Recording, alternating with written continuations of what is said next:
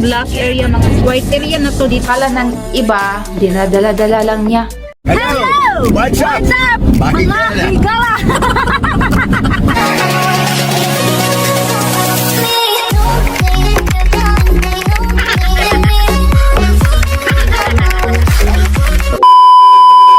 Mayungod to mga kahigala. Today is another day. Na-sick si Banana, hindi pa siya okay. Papunta kami ngayon sa Waterstone Mall.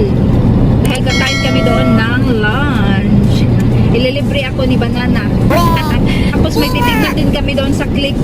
Yung pinuntahan namin ni Daryl noong unang araw. Nag-ano kasi doon, may promotion ba? Titignan namin kung may promotion ba sa toaster bread. Para makabili na kami, no?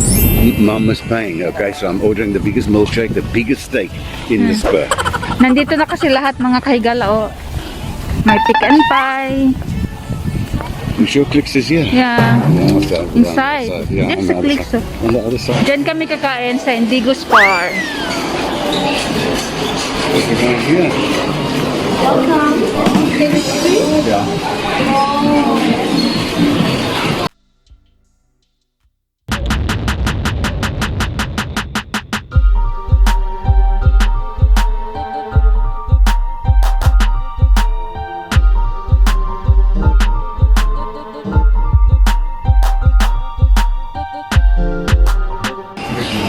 No? So don't eat. Vegetable. Oh yeah, you paying. Wala siyang lasa mga kahigala ba? I'll eat all of this with you paying. Iba daw lasa niya yung baba niya. Parang marami ang food mga kahigala. Hindi na yata namin ito maubos. Too much food. Padalhin na lang siguro namin to. Yung sobra ba? Ito ang sobra namin mga kahigala. O marami pa. Hindi maubos-ubos. Nabusog na kami. Uy. Come up, thank you for that. Always does that and then I'll end up right. I see.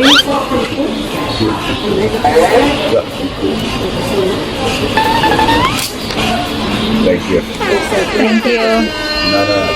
Papunta na kami sa Clicks. Ito ang Clicks. Malapit lang din sa kinainan namin. Hanap-hanap po na kami mga kahigala. Ang daming sale. Nakakaloka. Kahit pa mag-sale mga kahigala, wala kaming pera pang bili. May toaster, 179 lang. Oh. Nakabili na kami ng ano. Breakfast. Make yourself a beautiful brush. Okay, you work hard at your YouTube channel as a YouTube creator, and you deserve it. So you bought a brush for 89 rand.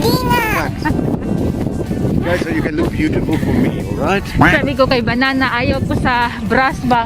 Yung suklay ba mga kahigala, napakamahal. Oh my Kakaloka to God. si Banana eh. May made in China naman. Now made in China, you get for 10 rand. Okay. Dana? You've got lots in that handbag. I see. No. Ito lang nabili namin sa Clicks, oh. Tapos ito yung toaster bread. Perfect mga kahigala kasi ang kettle namin is black, tapos blender is black, rice cooker, tapos ito din. At yung microwave na nabili namin is black. Yes, black is beautiful. Like you. Black is beautiful. That's why I married you. Not feeling well. May flow si Banana mga kahigala. So ngayon is magbo-boiled ako ng ginger para mainom niya. Tapos lagyan ko ng limon. Yes, it's very expensive man. Oh, 129. Spoil yourself a little bit and buy quality. Oh my Enjoy God. it. Haroy, kahapon mga kahigala is nawala ang aking mood dahil lang sa suklay. Pinilit ako no ni Banana na bibilhin ko yung 89 rand.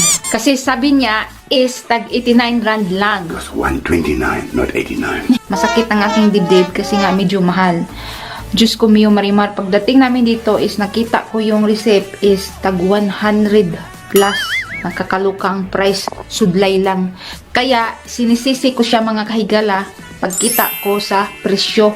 Ngayong umaga mga kahigala is nakamove on ako pero hindi ko pa ginamit. Nagdasagutan kami ni Banana kahapon saglit dahil nga sinabihan niya ako na ba't daw napakakuripot ko. Minsan na lang naman daw ako makabili ng mga ganyan-ganyang mga bagay-bagay. Pero para sa akin kasi is masakit ang aking dibdib pag bibili ako ng mamahalin ba. Mayroon pa namang ibang kailangan talaga nating bilhin na mas importante pa sa sudlay, no? Na mga worth it talaga ba ng ganyang mga price. So, akala ng iba, si Banana ang kuripot. Hindi. Wrong kayo dyan mga kahigala. Ako ang medyo napaka ganon. Si Banana is kuripot pero sa ibang bagay, no? May kanya-kanya tayong ano ba na napaka kuripot natin sa mga gamit, mga ganon. So ako kuripot ako sa mga ibang bagay. So si Banana din, no? Naintindihan niyo yung ibig kong sabihin? Hindi ko ma-explain. So ngayon mga kahigala, mag-stop muna tayo sa pagyaw-yaw dahil si Banana is gusto na kumain ng chicken adobo today. So magluto muna ako. Iba ang pakiramdam niya. Unang araw pa yan, dinadala-dala lang niya. Kaso till now, hindi pa siya naayuba. Pinainom ko na yan ng ginger at iba pang mga bilisina. Wala pa talaga. Di ko alam kung anong gagawin. O yan, nakahiga na naman si Banana mga kahigala. Walang power si Banana ngayon, hindi maka-jurger. Leave Banana alone now. Okay, Banana's not feeling so hot. Watch this. Not touch it. Another day na naman mga kahigala. Pangatlong araw today. Si Banana is nandun, nakahiga pa. Pero binigay ko na yung kape. 10 o'clock na dito sa umaga. Kagigising pa lang namin. Diretso ako sa paggawa ng kape. So magkape-kape tayo mga kahigala. At yung suman nandito pa. Yung dala ko pag birthday namin ba ni Ate Lina. Hindi na ako nag-continue sa pag-vlog kahapon mga kahigala. Dahil nga, si Banana is iba ang kanyang pakiramdam, no? So, Oh my syempre, busy tayo sa pag-atiman sa iyaha.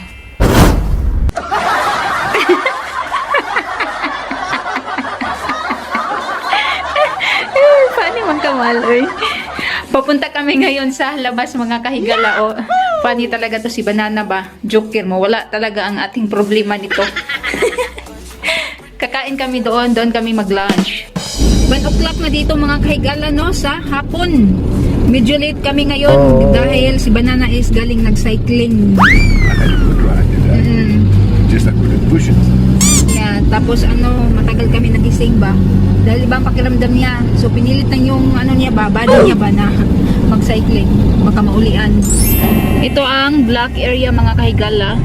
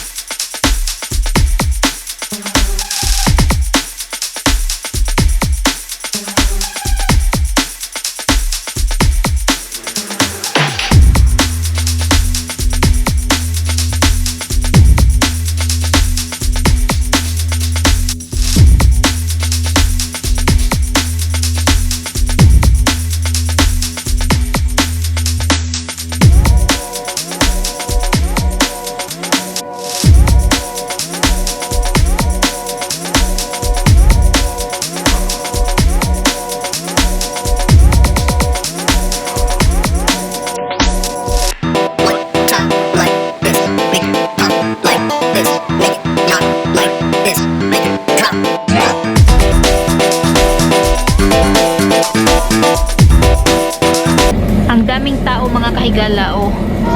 Grabe, nakakaluka. Kanina pa lang kami nagpalibot-libot dito kung saan kami na restaurant.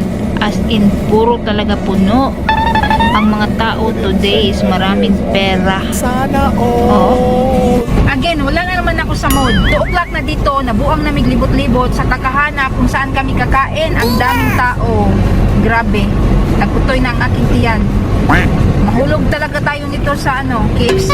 That is my fault. Should have been earlier. Yeah. Sino nakarelate dyan na pag gutom, wala sa mood? What? No, didn't kill me. I can see my wife wants to kill me now because she's hungry. I'm hungry. Try namin pupunta sa Asian cuisine. Pili na. Nahulog kami sa Chinese restaurant. Dami na kami pinuntahan mga kahigala. Dito lang pala sa Chinese restaurant. Kaunti lang yung tao.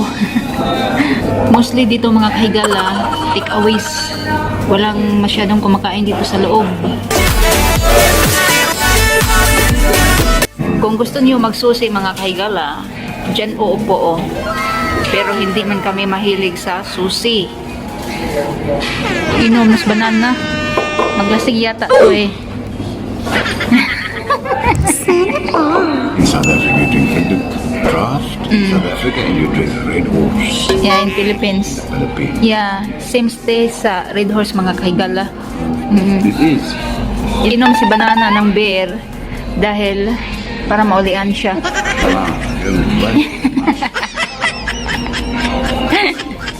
Gana-gana lang to si banana mag-inom mga kahigala ng beer ba. Di same sa akin na everyday.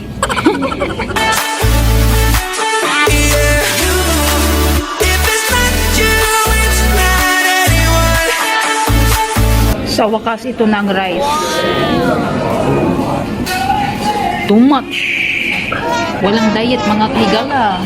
Samtang buhit pa, kaon. Ang dami mga kahigala, hindi na namin maubos. Dadalhin na lang namin para mamayang gabi. May spring rolls pa oh. That's all for today mga kahigala. Nandito na kami sa bahay. Si Banana is nakahiga na naman kasi nabusog. Tapos ako maya-maya is mag-change na ako sa aking clothes. 4 o'clock na dito sa hapon. So, don't forget to like and subscribe mga kahigala. Ang lagi niyong tandaan is be patient, be humble, be simple sa buhay para always happy and most of all be kind. Bye!